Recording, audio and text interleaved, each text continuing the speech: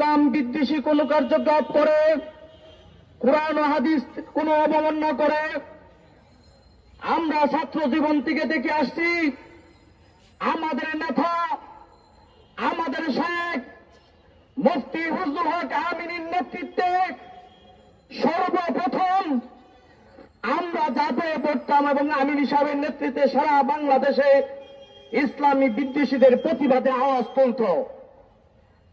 আজকে তেমনি ভাবে মুফতি ফজলুল হক আমিনী সাহেব দুনিয়াতে নেই, তার আমানত, তার সিপাহসালার অন্যান্য নেতা মুফতি ফজলুল্লাহ সাহেবের নেতৃত্বে অদ্যবধি পর্যন্ত যতদিন আন্দোলন করে আসছে, ইনশাল্লাহ ভবিষ্যতে আন্দোলন করবে।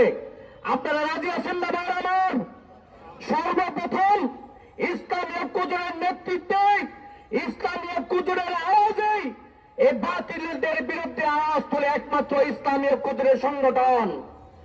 আর সেই সংগঠনের অন্যতম নেতা বাংলাদেশের টেকনাফ থেকে তেঁতুলিয়া, রূপসার থেকে পাতুলিয়া একমাত্র একই নামে ছিলেন বাতিলদা মুফতি ফজলুল্লাহ সাহেবকে। তার নেতৃত্বে আমাদের সংগঠন শক্ত অবস্থানে আছে।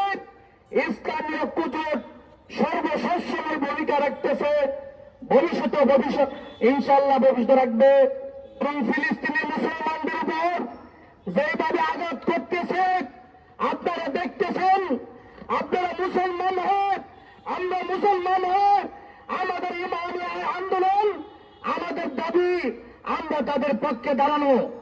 আমরা ফিলিস্তিনের মুসলমানদের পক্ষ থেকে আমরা মাননীয় সরকারকে বলবো আমাদেরকে রাস্তা খুলে দেন, না হয় আমাদের জন্য সুব্যবস্থা করে দেন, আমরা যেন আমরা ভাইদের পাশে দাঁড়াতে পারি।